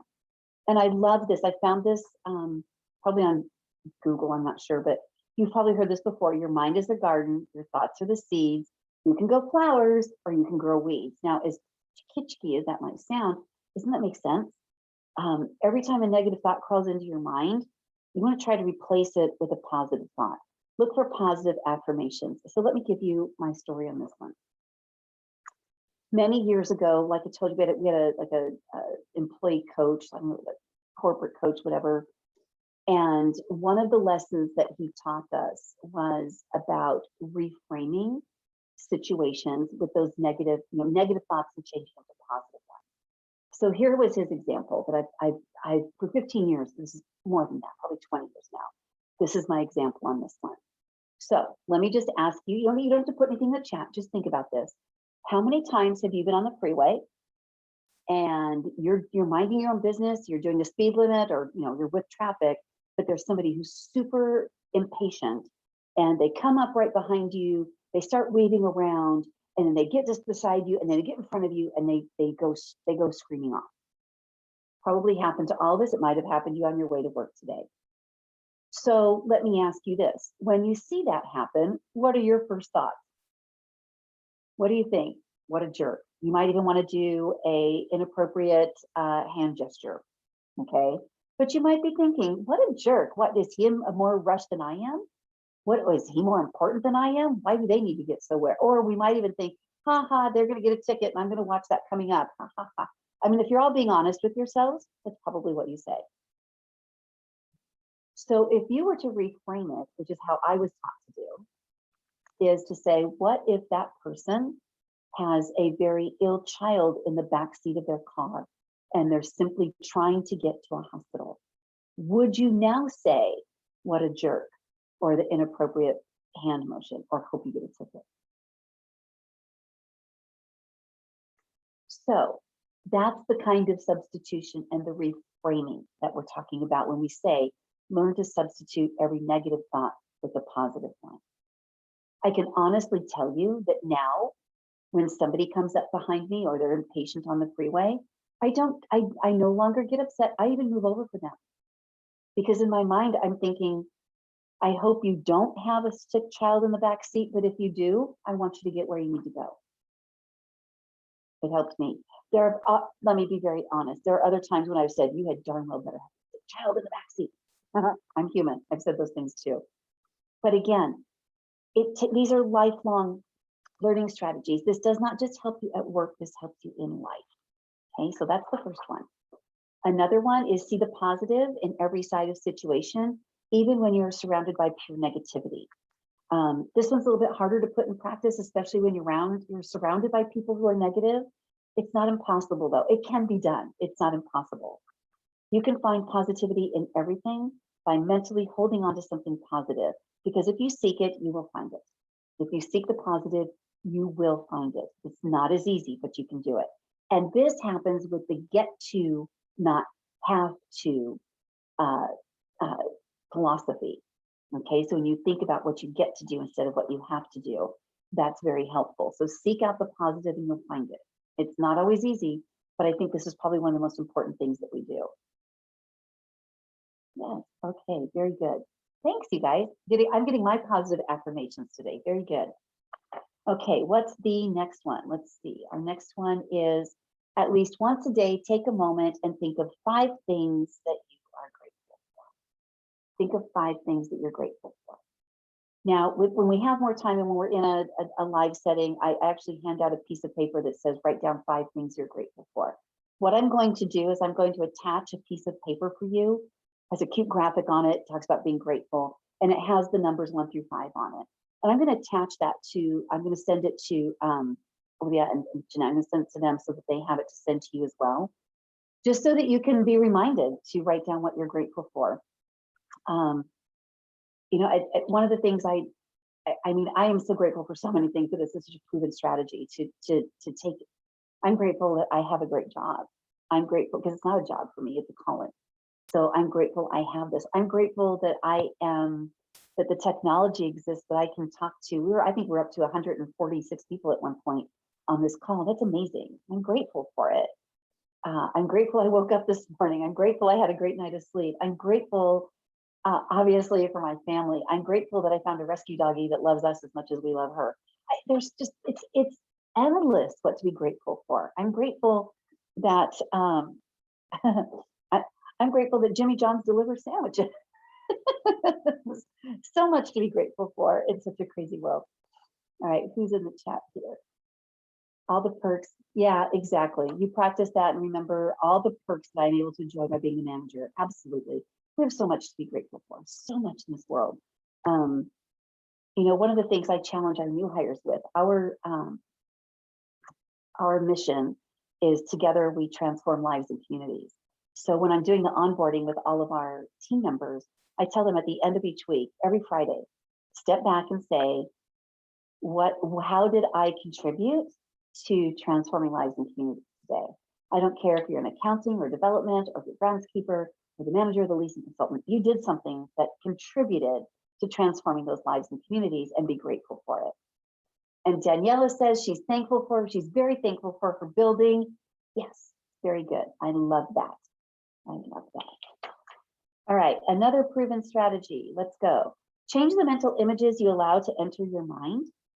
How you see yourself and your surroundings make a huge difference to your thinking.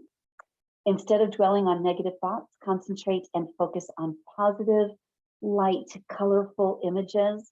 And remember, this is so important. You are or will become what you think you are.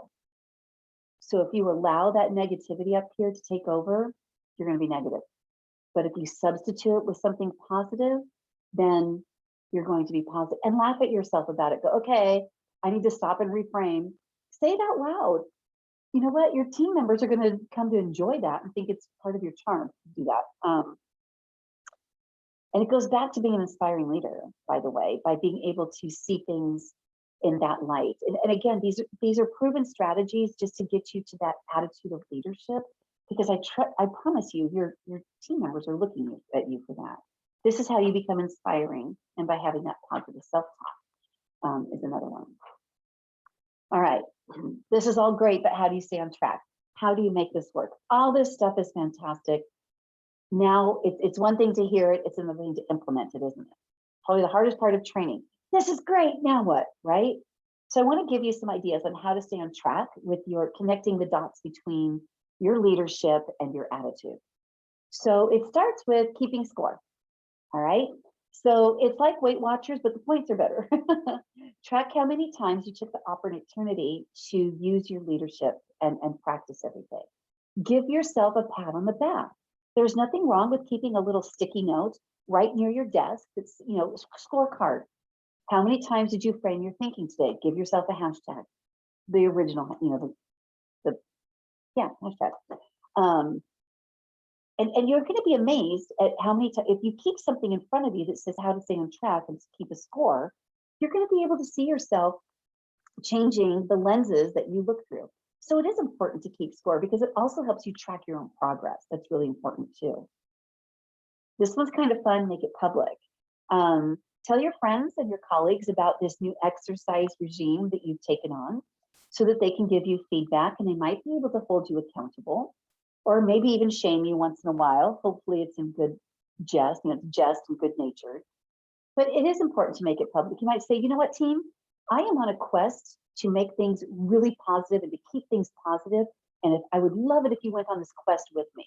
So I am telling you that I am making a conscious effort to reframe things and make things as positive as we possibly can so that we all can focus on our goals and being productive. And once you make it public, I mean, for me, once I say out loud what I want to do, kind of have to make myself do it because I want to save face. At least that's what I do at home with my husband. So and make it public. You don't have to give them your innermost workings. You can just tell them, hey, I took this really fun seminar today that's going to help me stay on track. And you know what? Let's all do it. Let's all try to stay on track. You know what? If your boss isn't on this call, if your leader isn't on this call, you might even want to have a conversation with the person that you report to and say, hey, I'm going to start making things more positive. You want to work on this with me? what an amazing segue into an even broader relationship with the person that you work with. So make it public, and keep reminders around. Like I said, the post-it notes on your bathroom mirror or in your car or on your desk, anywhere that has. I have a sign on my desk that says, "Be the reason someone smiles today," and that keeps me. That's my reminder, because I really believe that's part of my confidence to keep, even if they're laughing at me, which is fine. I'm totally comfortable with that. So I want people to. I want to remind myself to keep it going. All right, there's something in the chat. Oh boy, all kinds of stuff. Okay, all right. Over the years, I have learned to accept people where they are, yes, and when they are ready, to help them get to where they want to go. That's fantastic. I love that. Not quite sure what Lupe is trying. I think these might be smiley faces. Not sure. But yes, definitely. You do need to meet people where they are. If they're not ready to be positive, that's okay. That shouldn't stop you though. That shouldn't stop you from reframing. So yes, meeting people where they are. Like I said, loving people or accepting people for everything they are and everything they aren't is a big part of it. All right. We did it, you guys. We did it. We did it. We did it. All right, what's next? Let's see. So I love this graphic because this is you in the middle connecting all the dots we talked about today. Think of all the different dots we talked about. If you are persistent and keep working on yourself, your mind will automatically reject the negative thoughts and welcome the positive one. Everything, if anything that you want, any change that you want to see in your leadership, in your managerial skills, in your strategies, any of that change does not start with the employees that you manage. It starts with you. Everything starts with you. That's the message. And again, what I've said before is, remember that even the airlines tell you to check your oxygen mask first. Make sure you're set, then you can check the next person. So it's important. And as I go through this, the most important thing for me, yes, connecting all these dots is important. The lesson I've learned in 2021 is to be my authentic self and to be me. And that might not fit everybody's mold and it might not fit every job description, but when you're doing your best work is when you're being your best self. And you're not going to be able to lead people if you're not being yourself. So I just wanted to reflect that on everybody. Be true to yourself. And those leadership skills are going to jump off the page at you once you start seeing that. And again, I don't want anyone to misread this. That, management is hard. Leadership is hard. It's not, like I said, it's not sitting in a valley of flowers and being all Pollyanna all the time. But if you can have a reframe and rethink some of the processes and the way your mind works, I guarantee you're going to see a difference, not just with you in the middle of this circle, but all those other dots around you are going to see a difference. And then you're going to benefit from those differences because it's a happier workplace. The processes are in place, people are engaged. All of that happens when you start with you. And that's the attitude, the real attitude of leadership. So when we think about connecting the dots today, we absolutely talked about how your attitude reflects the leadership skills. I really want you to dig deep and think, what is your why? And go to that TED Talk by Simon Sinek, S-I-N-E-C-K, I believe, and really listen. It's about a 20-minute TED Talk that it changed my life. And I mean that not a dramatic changed my life, but it did change it helped me reframe some of the things I needed to reframe. So ask, what is your why? Remember that turbulence is part of what we do. And being a leadership and having the attitude of leadership is to expect that turbulence. And remember that as soon as you get through one, there's going to be another one. There's going to be another hill. And again, it's job security. As long as you stay engaged, you can really listen to others to determine what their engagement level is, and then work to bring that up to do what you can do, but you yourself need to be engaged. Watching your words, and of course, positivity. So I want to say thank you. And with that, I've got some things in the chat. Do you have anything that you want to talk about? Let's see. Let's look at this. Press was cleaning your board. I love that, Lupe. And then someone said Lupe is being her authentic self. Oh my gosh, you guys are adorable. I love this. Overall, I give respect to anybody, and I don't ask or enforce respect from anybody. You know what, Gilberto? You don't have to. If you're doing the leadership correctly, you don't have to enforce respect, right? So that's a good comment. Thanks, you're great. Thank you, Maria. Thank you, everybody. Thank you, George. I'm glad you enjoyed it. I had a lot of fun doing this. It probably shows. But what I will do is I will make sure that I get all this information, including the name of the book. I'll actually do a screenshot of it so that you can see the picture of it. There's a very a really cool website called The Simple Truth, and they have great motivational stuff. So it really, it's very powerful for me too. Thank you, everybody. I'm glad you enjoyed it. Thank you. Oh, I'm so glad you guys liked this. Great. Yeah, the interactive is, I need live training. How about you guys? I'm dying to get in the classroom again. So thank you very, very much. Let me see if there's some questions I can answer live before we go. What's the best way to demonstrate to management you're ready for a leadership role? Have that positivity and to tell them, say, I'm ready for my next challenge and I want to do everything I can to work with you to get me to that next place. You have to tell them. Sometimes they're blinded because they might not see you that way because the way they've always seen you. So you might need to tell them. You might need to just have that meeting and say, gosh, I really want to have a brainstorming session with you on where you think I might be able to go next. So I think letting them know, because you've demonstrated it. Now you need to let them know you're ready. Oh, thank you, Diane. Thanks. Yeah, it was a fun one. Oh, good. So Tanya says she's not, or Tanya, sorry, not in management, but can also help you become a better team member. Absolutely. I agree with that. What courses do you suggest to initially take to prepare for a leadership role? Gosh, there's so many. Fabiola, I've got why don't you send me an email, and it's to this one has my other this is from another one, but if you do A Rogers at National Core, that'll be on the email I send. I'll change this email address, but I can help you with that. I can get you some learning paths for you. All right, thank you, everybody. All right, well, I appreciate all your feedback. I really do. My glasses off now, they're killing me. I hope everybody has a wonderful afternoon and stay positive, and hopefully I'll get to see you guys again with another topic.